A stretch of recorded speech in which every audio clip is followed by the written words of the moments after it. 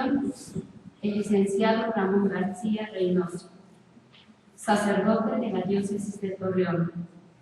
Es licenciado en Teología Dogmática y Teología Espiritual por la Universidad Pontificia de México.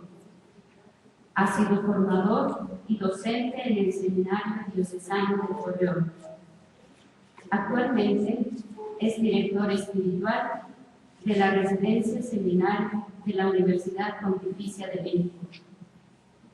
El día de hoy nos acompañará en dos momentos. Primero, con la conferencia titulada Del conocimiento a la vivencia alegre de la fe. Y posteriormente, dirigiendo el taller ¿Qué transmitimos? Contenidos y enunciados o la primera vida de creyentes. Damos la bienvenida al licenciado Ramón García.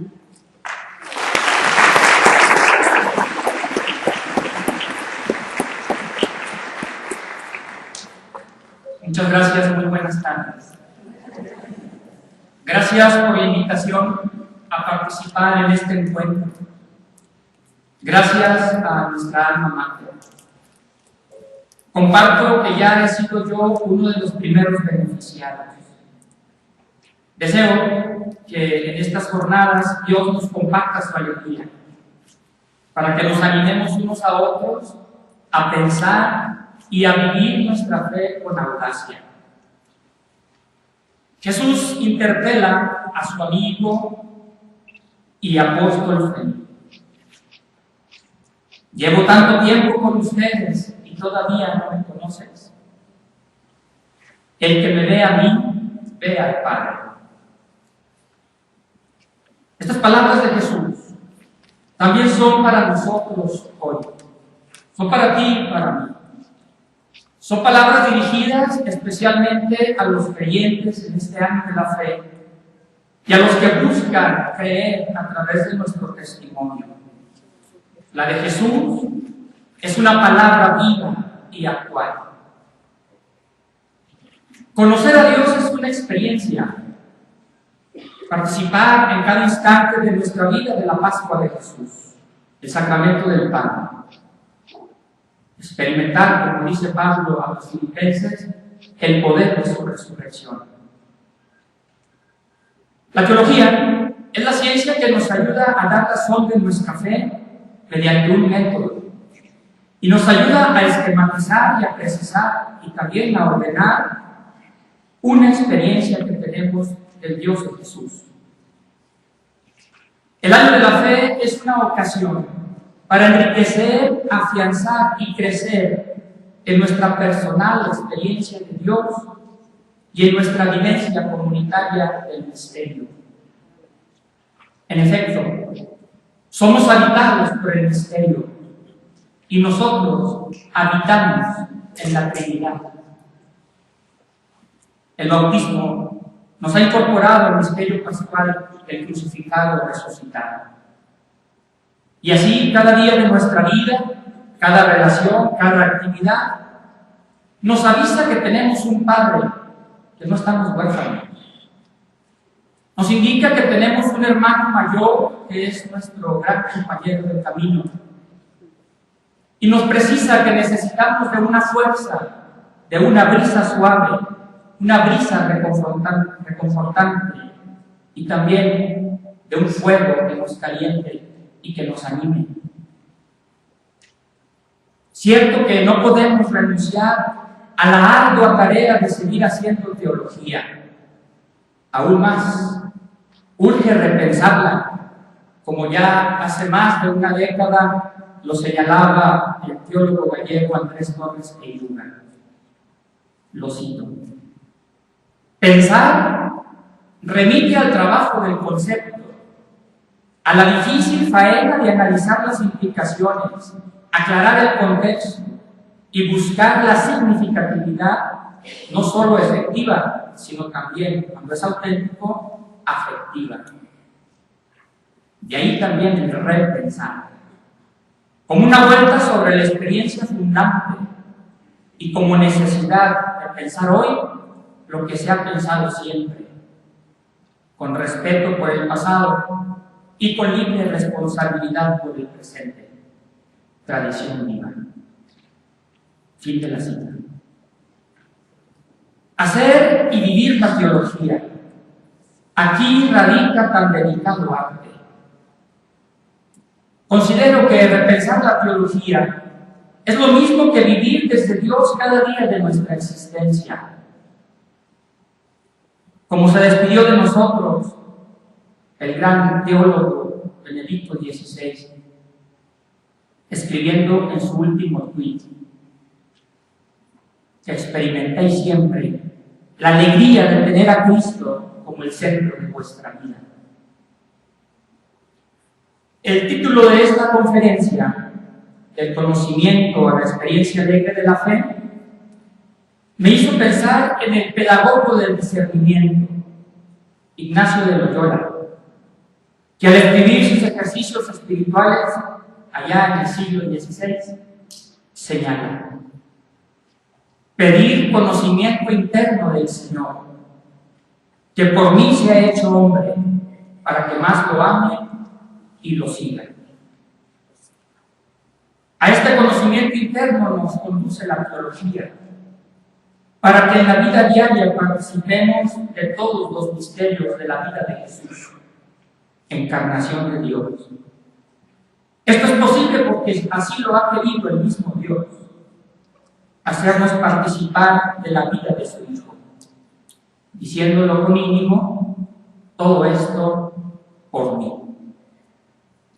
Compartiré con ustedes esta tarde 3 apartados y algunas conclusiones que deseo convertirlas en mi experiencia personal en convicciones para así compartirlas.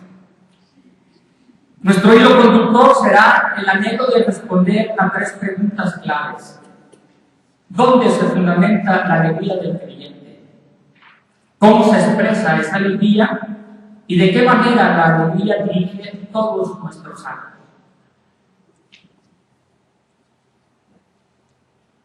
Primer apartado: la vida consagrada, kairos bíblico y teológico. Kairos en el Nuevo Testamento significa que la situación histórica se ha cumplido ya en Jesús de Nazaret. Este kairos se realiza en los dichos y en los hechos de Jesús y de manera culminante en su misterio pascual. La Iglesia, comunidad fundada por el Señor, vive este kairos como una herencia que hay que difundir a lo largo de los tiempos. Se trata de anunciar la palabra a tiempo y a destiempo. Con certeza podemos decir con el salmista que Dios es el Señor del tiempo. El año de la fe es un kairos para la Iglesia, para todo creyente y por tanto para la vida consagrada. Este año entonces es una ocasión preciosa para profundizar en la palabra revelada, vivirla y profundizar también en los documentos del magisterio, estrenar el concilio.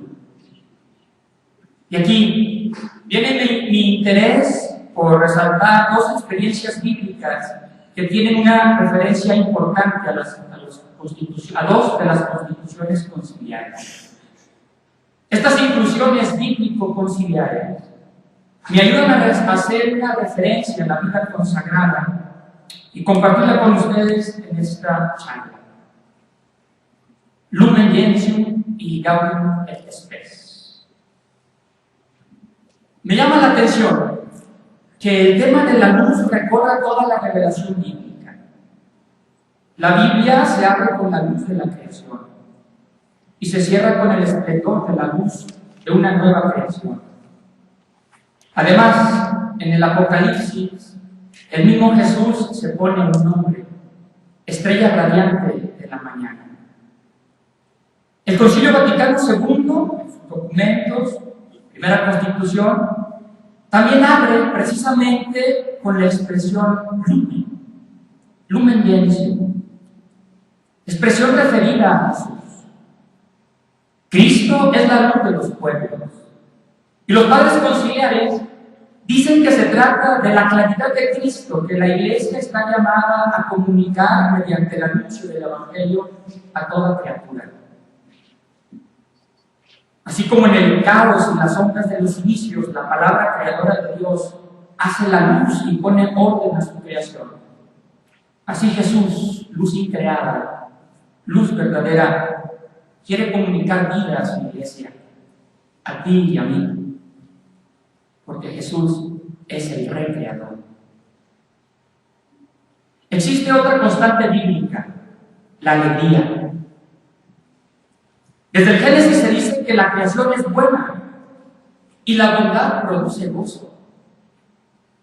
La primera palabra que utiliza el libro de los Salmos es dichoso. Dichoso el hombre que confía en el Señor.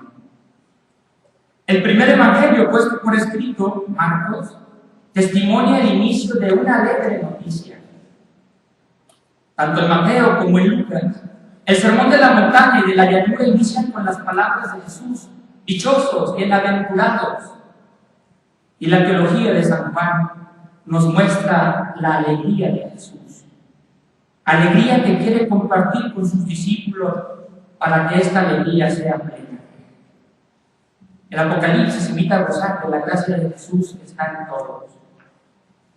Esta alegría se vive en medio de las tinieblas y la oscuridad, en medio de las contradicciones y los sufrimientos. El Concilio Vaticano II abre su constitución pastoral sobre la Iglesia en el mundo actual precisamente con la palabra gaudium, gozo. Y además, consciente de que no se trata de una alegría pasajera y como salida de un cuento de hadas, habla con claridad de la realidad del dolor y del sufrimiento. Por todos es conocido este bello inicio que Gaudium et Spes. Los gozos y las esperanzas, las tristezas y las angustias de los hombres de nuestro tiempo, sobre todo de los pobres y de cuando sufren, son a la vez los gozos y esperanzas, tristezas y angustias de los discípulos de Cristo. He puesto aquí los presupuestos para atreverme a llamar a la vida consagrada y a cada uno de los creyentes kairos bíblico y teológico. En efecto, cada creyente somos luz, somos alegría. De ello nos dan cuenta innumerables experiencias que comparten carismas y visiones. Quede pues aquí esta impresión que hace relacionar la Biblia, el Concilio Vaticano II, la vida consagrada y la vida de cada creyente en torno a Lumen y a Gaudium. Luz y alegría, iconos de toda vida creyente, iconos de la vida consagrada. Paso al segundo momento, la experiencia alegre de la fe.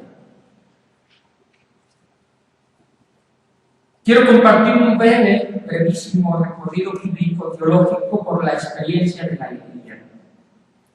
Cuando se habla de la alegría, nos resistimos a decir el tema, porque no se trata de un tema, sino de una experiencia que vivimos. Nos interesa en esta conferencia, y lo haremos también en nuestro taller, cuestionarnos ¿qué es lo que transmitimos? No podemos conformarnos con repetir fórmulas y transmitir palabras y conceptos. Recordemos, hacer teología es vivir como teólogos, es decir, vivir como palabras, logos, de Dios, theos, teólogos, palabras encarnadas en la vida. Somos evangelios vivientes. Como anuncié en la introducción, en este apartado intentaré responder a tres preguntas claves. Primero, ¿dónde se fundamenta la alegría del creyente? Se fundamenta en el Evangelio considerado como buena nueva. La palabra griega, evangelion, significa así, literalmente, buen anuncio. Se trata de un anuncio alegre que ofrece la razón para la alegría y requiere ser recibido con agradecimiento y con alabanza. El Evangelio se usaba en un sentido religioso en el culto al emperador y en todas las victorias. Imaginemos una escena, un mensajero que tras una veloz carrera realizada con todas sus fuerzas, se detiene, levanta la mano derecha y con poderosa voz comunica: ¡alégrense! ¡Hemos vencido! Originalmente esto es un evangelión. En el entorno del Nuevo Testamento, el uso lingüístico todavía permitía hablar en plural, evangelios, hablando así de diversas buenas nuevas, diversas buenas noticias. Por ejemplo, el nacimiento del emperador, la declaración de su mayoría de edad, su subida al trono, sus triunfos, etc. Pero en el anuncio cristiano no fue así. En el primitivo anuncio cristiano solo se conoce el singular, el término evangelio. Cito a Edward Ploegse, uno de los autores luteranos, que es quien más ha escrito respecto al tema de la alegría del Nuevo Testamento. La comunidad primitiva anuncia desde el principio que solo hay un evangelio. Este evangelio es el mensaje de Cristo crucificado y resucitado, proclamado Hijo de Dios y Cristo. Pablo ya lo usa en singular. Entonces se refiere que este significado específicamente cristiano quedó acuñado en los primeros comienzos de la iglesia más primitiva. Porque Dios espera ahí donde están las raíces.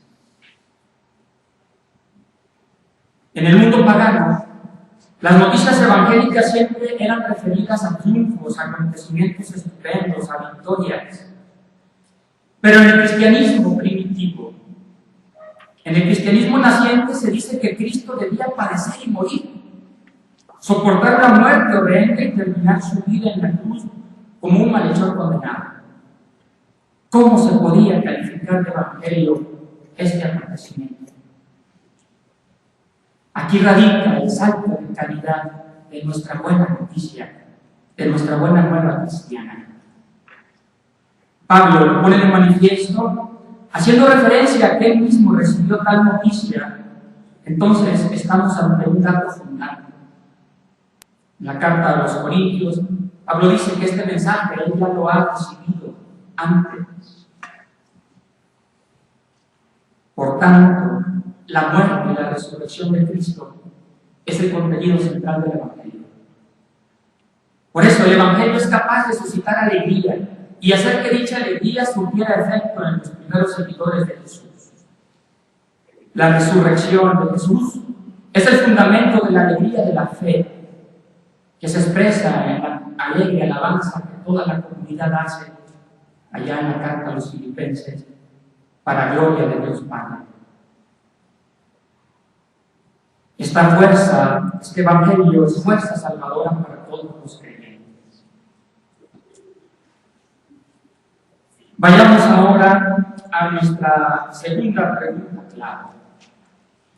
¿Cómo se expresa la alegría del creyente? La expresión de la alegría tiene su culmen en la misma alegría de Jesús. Jesús es el evangelio del Padre, la buena noticia del Padre. Jesús es el narrador narrado del que dan cuenta los 4 evangelios. Por eso los evangelios suscitan la alegría. En los evangelios podemos encontrar el impacto que Jesús causó a sus primeros amigos, a los que se sintieron atraídos por él y lo siguieron. Los evangelios no son unos libros que expongan doctrina académica, tampoco son biografías redactadas para informarnos con detalle su trayectoria histórica. No, Los evangelios son relatos de conversión. Relatos de conversión que invitan al cambio, al seguimiento de Jesús y a identificarnos con su proyecto. Por eso, más que nada, hoy, en este contexto que muy atinadamente nos escribió el Padre Mario Ángel, hoy estos textos, estos relatos de conversión necesitan ser leídos, releídos, meditados, guardados en el corazón con una actitud de conversión. Nuestras comunidades cristianas, nuestras congregaciones, nuestros presbiterios, nuestros grupos, estamos urgidos de orar estos relatos sobre Jesús. Estos 4 relatos dan cuenta de la expresión de la alegría cristiana. A través de la expresión, de la proclamación y de la vivencia del reino de Dios, ubicando a Jesús como el mensajero de la alegría, comunicando la inmensa alegría e invitando a todos a esta experiencia. Expliquemos brevemente, comentemos brevemente. El reino de Dios se trata de la alegría que se expresa en la predicación de Jesús. La exhortación a la fe se va a vincular siempre con la predicación del reino. Por eso cuando Jesús invita a la conversión para acoger el reino, se hará en clave de alegría. Conviértanse y crean en el Evangelio, crean en la buena noticia de Jesús. Esto es lo que hace unas semanas acabamos de celebrar en el miércoles de ceniza, cuando nos dijeron: arrepiéntete y cree en el Evangelio, que en este contexto podríamos decir: conviértete y cree en la alegría. Jesús es el mismo mensajero de la alegría que anuncia y testimonia el mensaje del Evangelio. Cada uno de los sinópticos inicia su relato hablando de Jesús, el mensajero de la alegría. Los pequeños y los pobres son los que acogen y comprenden el reino de Dios, como en el capítulo 15, donde se expresa la grandiosa alegría. La alegría porque se encuentra de nuevo lo que estaba perdido y con ello se provoca un júbilo agradecido. Porque Dios se alegra, de hecho se alegra. Dios se alegra al ver la salvación de sus hijos y expresar y compartir con nosotros su gran misericordia. La aceptación alegre de la palabra transmitida por Jesús también es un testimonio de los evangelios, lo que suscita una verdadera alegría y le da fuerza para perdurar. No son vivencias que se viven aisladamente o que impresionan superficialmente. Lo que provoca la alegría es la experiencia fascinante de haber experimentado la cercanía misericordiosa de Dios. Se trata de una alegría que resplandece en todos los ámbitos, en toda la vida del creyente. Intentamos ahora responder a nuestra tercera pregunta. ¿De qué manera la alegría dirige todos los actos del creyente? Para citar ejemplos concretos de cómo la alegría dirige todos los actos de las personas, les quiero proponer la experiencia de San Pablo, que en su segunda carta a los Corintios es llamado el ayudante de la alegría o el colaborador de la alegría. Y de San Juan, que nos lleva a descubrir la misma alegría de Jesús. Cuando se leen estos relatos, hay que pensar en San Juan como amigo, como apóstol, como cercano a Jesús. Y cuando él escribe, no está hablando de una teoría, está hablando de la alegría que vivió. Y si él fue capaz de vivirla, vivió la misma alegría de Jesús. Como decía el gran teólogo Padre Spieles, esa experiencia también la podemos hacer nosotros ahora en el tiempo. Vayamos a las cartas de Pablo. Pablo desea contribuir en sus cartas a a que la fe se fortalezca y la alegría se extienda. En las cartas paulinas se entiende la alegría como un don del Espíritu Santo, porque es el mismo Espíritu Santo el que despierta esta alegría. La alegría se percibe en toda la actividad apostólica. Pablo es un apóstol alegre porque tiene clara su identidad y su vocación. El anuncio del crucificado resucitado es un anuncio de alegría que se va a empezar a notar en todas sus comunidades y en las personas con las que él convive. Es la alegría por la obra que Dios está realizando en él y en las comunidades. Es la alegría porque judíos y paganos se empiezan a unir. Es la alegría de que los paganos empiecen a experimentar que también para ellos hay familia en el reino. Es la alegría porque las comunidades crecen. La felicidad por comprobar que en medio de la persecución hay paz y gozo. Esta alegría será siempre una alegría agradecida. El punto culminante de la experiencia alegre de Jesús que vive Pablo está en la carta a los Filipenses. Cuando Pablo escribe esta carta, él está preso. Y aún así manifiesta que hay motivos abundantes para la alegría. Esta alegría que invade a Pablo está cimentada en un fundamento firme. Alegría del Señor. Se lo repito, estén alegres. Y dado que la tarea encomendada al apóstol consiste en anunciar a Jesús como Señor, esto es el principal motivo por el que anuncia Pablo la alegría de Jesús resucitado. Como es una alegría en el Señor, se trata de una alegría que no puede ser defraudada. Alegría que llega aún a ti y a mí. Se trata de una alegría en todo momento. Esta alegría en el Señor tiene validez perdurable. Si es del Señor, es para siempre. Cuando Pablo insiste y repite que hay que alegrarse en el Señor, quiere distinguir la alegría de los estados de ánimo que pueden estar ocasionados por cualquier motivo, por cualquier vivencia. Porque los discípulos tienen un Señor que se hizo uno de ellos y se humilló hasta la muerte. Es una alegría que colma, una alegría que nada ni nadie puede arrebatar.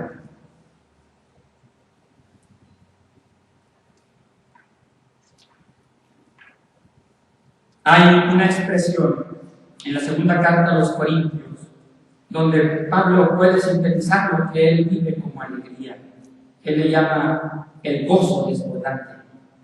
El gozo desbordante ante el cual ninguna circunstancia desagradable, ni la aflicción, ni la muerte, ni los padecimientos, ni ninguna decepción personal, ni la persecución pueden hacer desaparecer la alegría. Es una alegría desbordante. La alegría en los escritos de Juan. El evangelista Juan habla también de una alegría colmada. Pablo le llama gozo sobreabundante, Juan alegría colmada. Estamos en una misma experiencia. Es una alegría colmada porque con Jesús empieza un tiempo nuevo. En la manifestación de Cristo resplandece una alegría permanente, una alegría vigente. Por eso, los discípulos tienen que conformar su vida de acuerdo a esta alegría de Jesús. Por eso, todas sus obras, todos sus pensamientos y sus acciones han de ser al estilo del Maestro. La alegría en el Señor será imperecedera, de manera que nadie puede quitarla. Así lo dice Jesús en el Evangelio de Juan. Quiero que mi gozo esté en ustedes y su gozo sea perfecto. ¿Te imaginas? Es el gozo de Jesús en nosotros. Mi gozo en ustedes para que ese gozo sea perfecto. Además del capítulo 17, donde Jesús pide para los discípulos una perfecta alegría, el tema o la experiencia de la alegría se repetirá en su primera y en su segunda carta de San Juan, que nuestra alegría sea perfecta. Aquí hay que abrir con atención nuestros oídos y tener cuidado, porque esta alegría perfecta no se puede alcanzar por una propia virtud o por un afán perfeccionista de poseerla o por un simple voluntarismo. No se puede, sino que solo se puede recibir como don de Cristo en la pertenencia a Él. Porque entre las personas y nuestras posibilidades, que escuchábamos la leve comparación con los animales, pues no existe perfección. Pero en la comunión con el Señor, la alegría de Jesús se convierte en la alegría de los discípulos, y por eso es perfecta, porque es la alegría del Señor en la comunidad, la alegría del Señor en los discípulos. Así lo expresó Juan cuando allá en el capítulo 20, verso 20 del Evangelio, se gozará diciendo: los discípulos se llenaron de alegría al ver al Señor. Esta alegría de los discípulos es la misma alegría de Jesús. Yo quiero insistir en esto porque pienso que es una constante en el Señor Jesús. Él, por ejemplo, cuando dice: como el Padre me ama, así los amo yo, permanezcan en mi amor. Yo pienso que nos está compartiendo lo siguiente: somos amados por Él, con el mismo amor con el que Él es amado por su Padre. Si esto lo dice Jesús en cuanto al amor, pienso que también lo dice en cuanto a la alegría. Nosotros nos alegramos porque poseemos como don la alegría del mismo Hijo de Dios. Les he dicho esto para que participen en mi alegría y su alegría sea completa.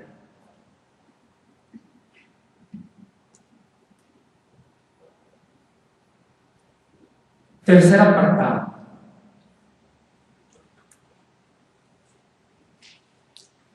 En este último apartado quiero compartir tres cosas: un hecho de vida personal, una canción y una poesía. Considero que pueden ser parábolas que nos provoquen el deseo de profundizar en algunas realidades fundamentales de toda vida creyente y de la vida consagrada, tales como el sentido de la vida. No hay más triste que ver a un consagrado que ha perdido el sentido de la vida, el sentido de pertenencia, la identidad, lo que somos antes de lo que hacemos, y la oración. Sentido de vida, pertenencia, identidad, oración. Al final de cada parábola me voy a atrever a hacer una sugerencia de aplicación concreta a nuestras comunidades, a nuestros grupos, a nuestras congregaciones, a nuestros presbiterios. Primero, un hecho de vida personal. Leticia sum. Soy alegría. Soy hijo de Ramón y de Aurora. Ellos, siendo padres jóvenes, experimentaron en 1968 la muerte de Leticia, su primera hija, mi hermana mayor. Ya siendo sacerdote, tuve la oportunidad de acompañar a un matrimonio que vivía esta misma experiencia que vivieron mis papás 3 años antes de que yo naciera. A través de este ministerio de acompañamiento, pude descubrir a fondo el evangelio de la vida que está entrañado en mi familia. Yo siempre había sentido nostalgia por no haber conocido a mi hermanita Leti, ni una foto. Un día en que me encontraba cansado y triste, de esas ocasiones en que nos hacemos preguntas por el más hondo sentido de la vida, me asomé a mi interior y me pregunté qué había ahí. Recordé el significado de la palabra latina laetitia, alegría. Y vi con claridad, mis papás son un matrimonio de fe, un matrimonio pascual. Se amaron y su amor fue más grande que la muerte, porque después de Leticia nació Carlos, mi hermano mayor, y luego yo, después Claudia Aurora, y luego Piedad. Por nuestra sangre, le digo a mis hermanos, corre sangre del amor que ha vencido a la muerte. Unos papás jóvenes que ven morir a su pequeña de 2 o 3 meses. Entonces me dije, Leticia sum, soy alegría. Llevo la Leticia en mi sangre, en mis entrañas. Este acontecimiento me marcó. Me ayudó a encontrar un profundo sentido de vida.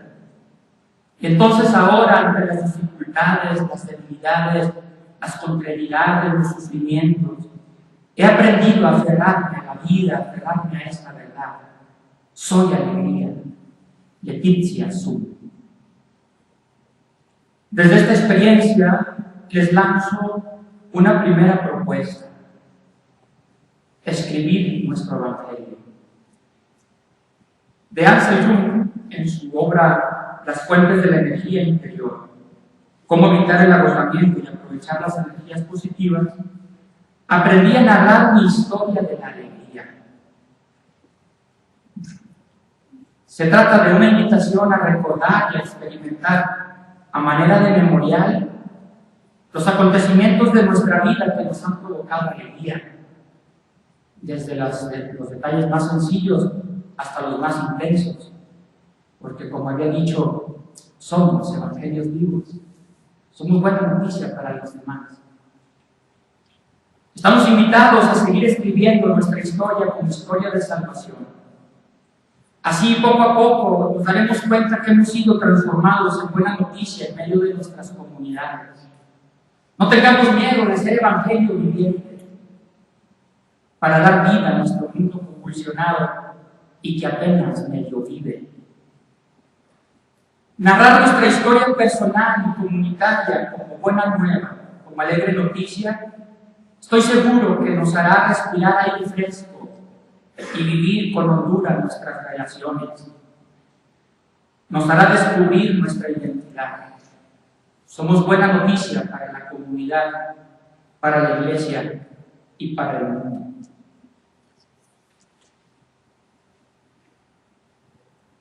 Una canción.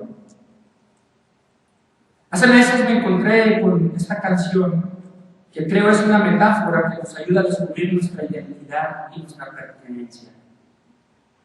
Una persona está revisando su vida, sus pérdidas, sus ganancias, hace el balance final y al final dice: ahora que la noche se ha quedado en paz desnuda frente a mí, quiero hacer balance de lo que gané y te tengo solo a ti. Esta experiencia fundante de ser de Dios, de pertenecerle a Él y de ser de Él, pasa por una serie de mediaciones.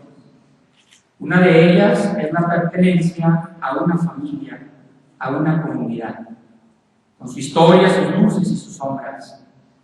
Ahí, en esa comunidad, hemos hecho nuestras opciones vitales. Mi invitación es que nos formemos para la alegría de la comunidad.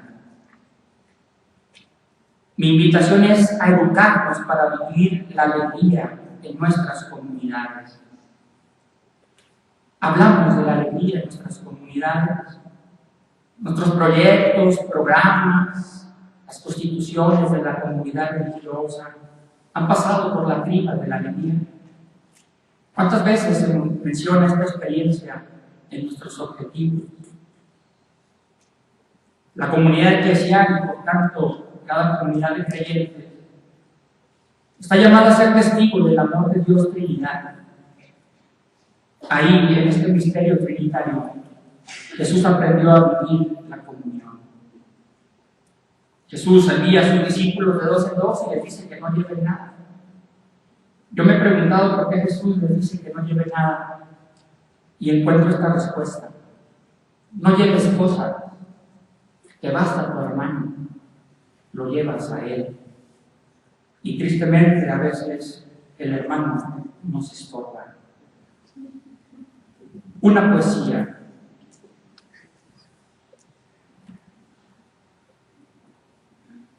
León Felipe.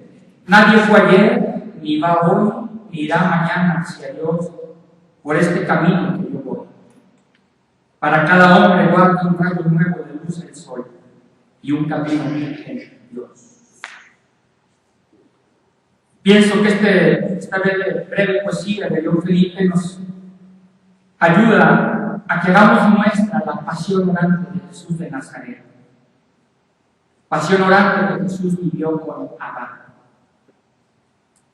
La alegría de Jesús consiste en experimentar que Él es el Hijo amado. Esta alegría Jesús la nutrió y la enriqueció en cada diálogo con su Padre. En los 15 años que llevo como sacerdote, he hecho una primera convicción. Sin oración no hay vocación. Sin mí no pueden hacer nada, dice Jesús. Sigue siendo provocador el librito del padre William Chan, Silencio en Llamas, que con una expresión tomada del domingo 17 del domingo ordinario nos dice que yo pueda experimentar la alegría de vivir en tu presencia. Animémonos a la oración, a la pasión orante de Jesús. Enséñanos a orar, digámosle, como sus discípulos.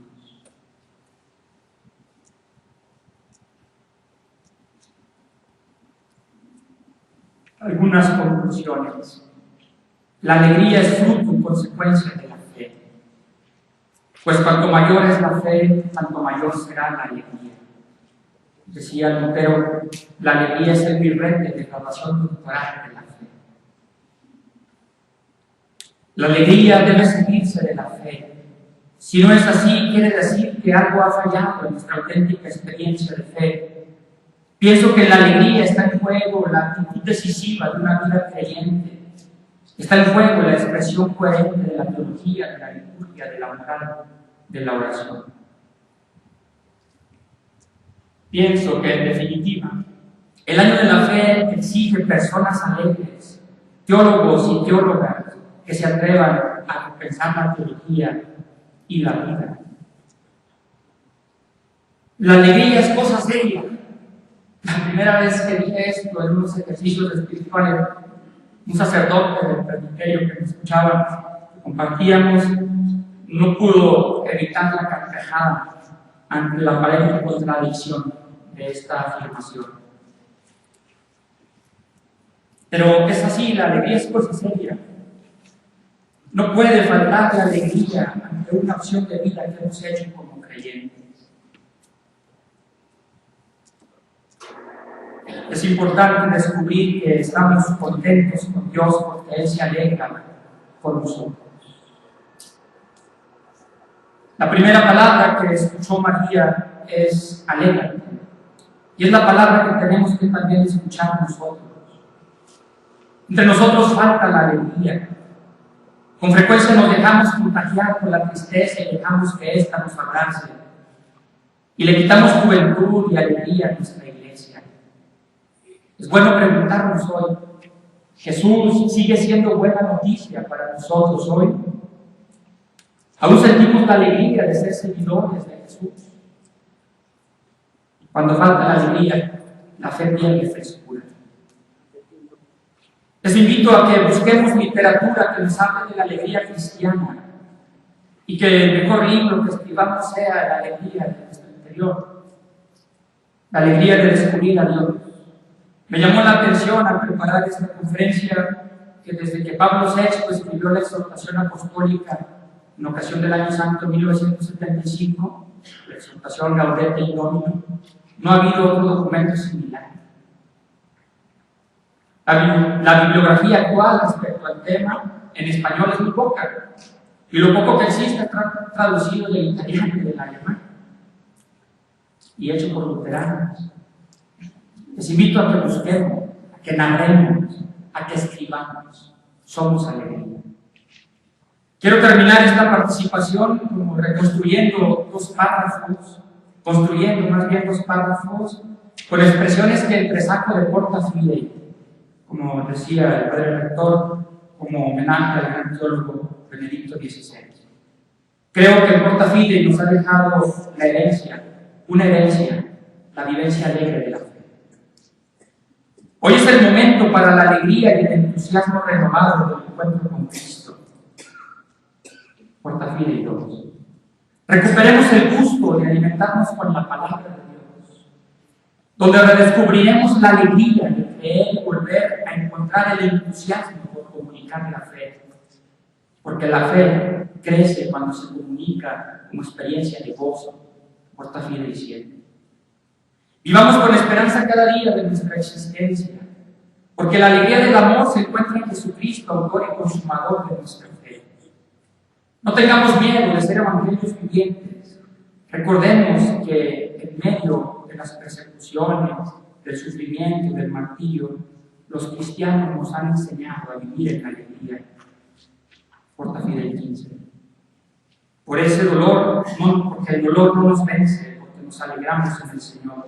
Alegría que no pasa.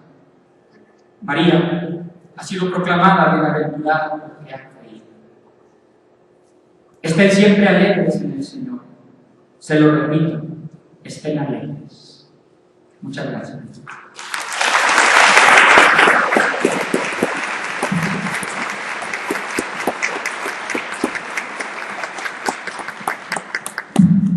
Agradecemos al Padre Ramón García la experiencia compartida a través de esta magnífica conferencia, la alegría y la fe en nuestro ser de creyentes como buena noticia de Jesucristo. Y podemos concluir diciendo: medítese sobre lo dicho y hagamos nuestra la invitación que nos hace de ser alegría, ser fe en nuestro entorno. En este momento abrimos un espacio para las preguntas, entonces las decanas pasarán a las distintas filas para entregar el papelito que lo desee.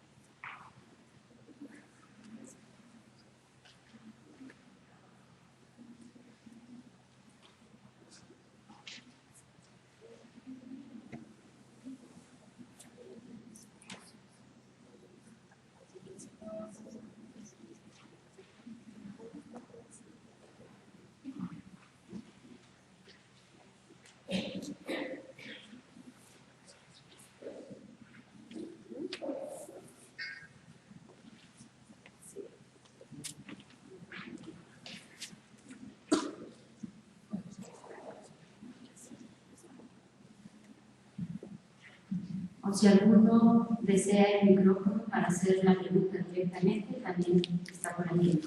Pasamos el micrófono. Solo levanten la mano y les pasaré el sonido.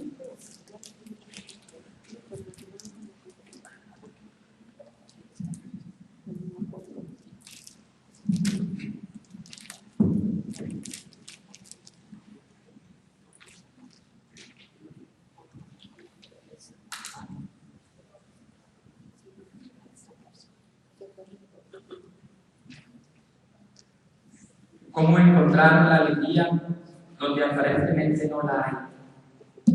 Esta es la pregunta obligada cuando hablamos de la alegría, del gozo, cuando hablamos del bien que existe en el mal. Y la experiencia nos va diciendo que los que han creído antes de nosotros han encontrado un manantial. Y el manantial lo han encontrado precisamente contemplando que en el Dios que creemos, Jesús de Nazaret, hecho hombre, aceptó, es decir, no vino de vacaciones a hacerse hombre, como un turista, asumió todas las consecuencias, incluso el dolor, la muerte, el sufrimiento, y la historia va dando razón de la victoria de Dios sobre todo eso. El padre José Antonio Paola tiene una expresión que describe con mucha claridad esto. La presencia de Dios en cada instante de la vida nos recuerda que no ha abandonado a su hijo, que lo resucitó y que esto también acontecerá con nosotros.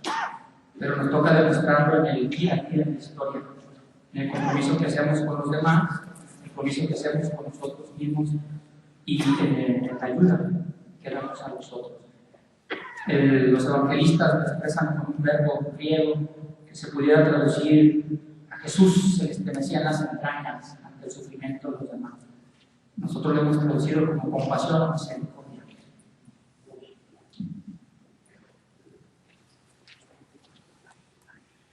¿Qué trayectoria podríamos llevar a cabo para lograr la alegría en nuestra sociedad tan depresiva? El padre Anselmo dice que la depresión es un grito del alma humana, del interior, que en el fondo es: soy feliz. Y como se alcanza a descubrir la felicidad y se contradice con el momento que estoy viviendo, creo que hay que explotar más la interioridad de la persona para hacerlo descubrir nuestra identidad. El depresivo siempre va a estar en búsqueda de que le digan que está deprimido. Creo que el mejor antídoto es descubrir que estamos vivos. Y una distinción que me ha ayudado en procesos que no desde la psicología, sino en la vida espiritual le ha acompañado a hacer descubrir que mucha gente no está deprimida o que no está. La gente confunde que es depresión. No, estoy deprimida.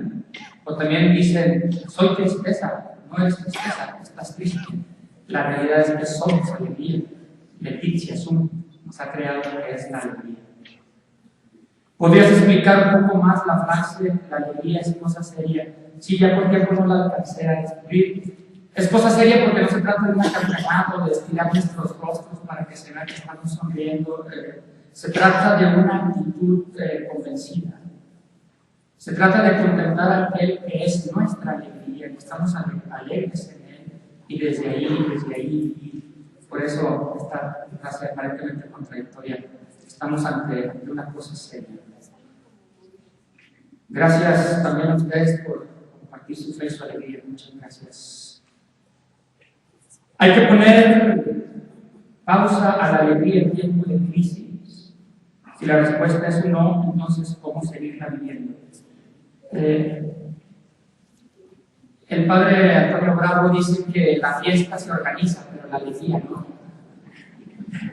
Entonces, ahora en tiempo de crisis hay que vivir profundamente esta crisis. ¿Por qué la vida religiosa, teniendo tantos medios para estar alegres y no dudar de la existencia de Dios, son momentos tan difíciles? Aún perdemos la esperanza. Creo que la vida religiosa, y en la iglesia nos falta creer más en nosotros mismos. Yo sigo experimentando que hay muchas situaciones de baja autoestima, entonces cuando no me amo, no voy a creer en la comunidad. ¿Será que la falta de alegría en los cristianos se debe a que no viven realmente su cristianismo en medio del dolor y el sufrimiento? En efecto, nos falta vivir más la Pascua.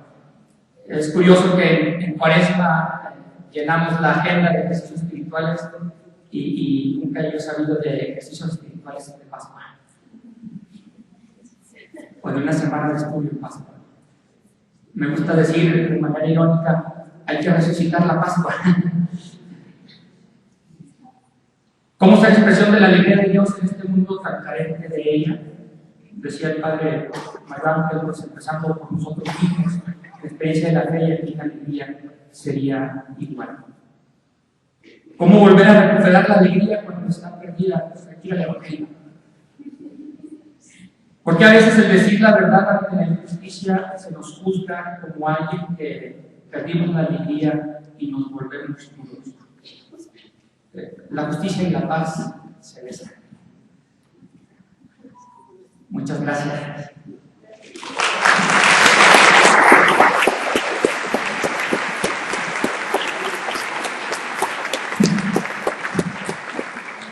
Ahora tendremos 10 minutos de descanso, allá afuera hay café, y al término de esos 10 minutos volvemos aquí a la sala de conferencia.